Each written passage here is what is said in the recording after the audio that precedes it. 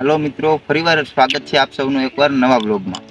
આજે હું ને મારો ભાઈબંધ બંને ગામની સીમમાં નદીમાં કંટોલા વીણવા આવ્યા છે. તમે ચોમાસામાં કંટોલાની શાકભાજી ઉગે છે, તમે ખાધું છે શાક? આજે મેં કંટોલા વીણવા આવ્યા.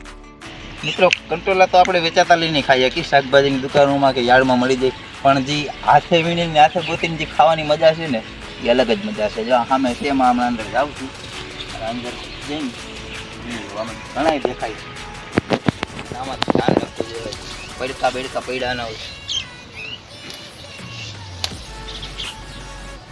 જેથી તો પાકી જાય, મોટા મોટા છે બધા આમાં. જો મિત્રો, આ હોય છે કંટોલા, અને આ વેલામાં ભણાય છે. હમણાં બધી નીચો કરી લે આખો આવો ચડાઈ જાય. ખાઈ લઈને દુનિયાના કંટોલા દેખાય. હું ખાઈ લો પેલા, અમારો કેમેરામેન એ ખાઈ લે. આમ તો ખાઈ બધા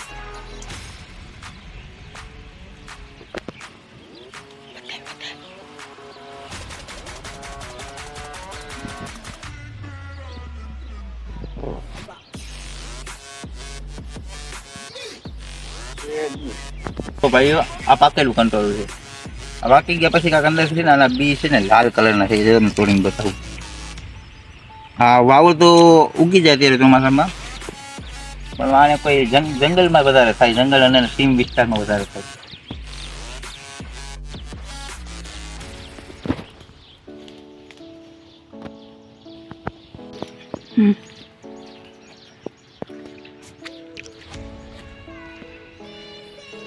હા, વેલો તો એકને મેં દેખાતું નથી.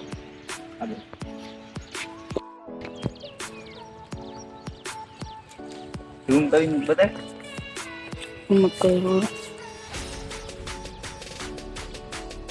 કંટોલા વીણવાનું તો ક્યાંક ખેલાઈથી જડી જાય અને ક્યાંક કાંટામાં રખડવું પડે. કંટોલા ખાવા હોય ને તો કાંટાય ખાવા પડે થોડાક.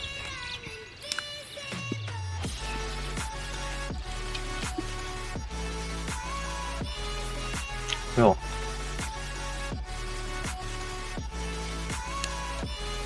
કેમેરામેન છે ને કીધું એક ક્લિપ એની ઉતારે ને, એ આવી તો જવો જોઈએ ને યાર વ્લોગમાં. ભાઈ મને તો લેતો જાવ, ઉભો રે. આમાંથી અંદરથી જવું જોઈએ, ખાચા ખૂચીમાંથી.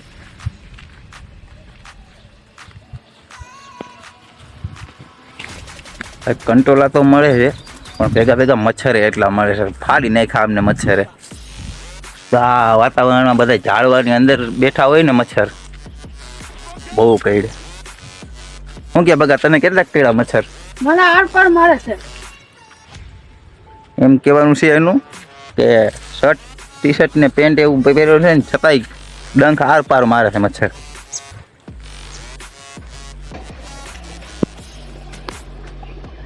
અમે અત્યારે નદીએ બેઠા છીએ. ઘડીક બેઠા, ઓલો કે થાકી ગયા બધા બાવરિયામાં ઝાડવામાં રખડી રખડી.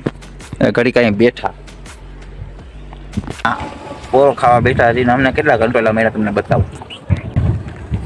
એવા આટલા તમારે કઈ ના ગયું ત્યાં અને ખાણમાં અત્યારે કમળ ઉગ્યા છે. જો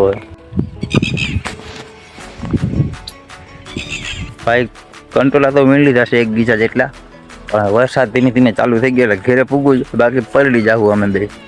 એટલે બસ મિત્રો, આજના મિની વ્લોગ માટે બસ આટલું જ. તો ફરી મળીશું એક નવા વ્લોગ સાથે.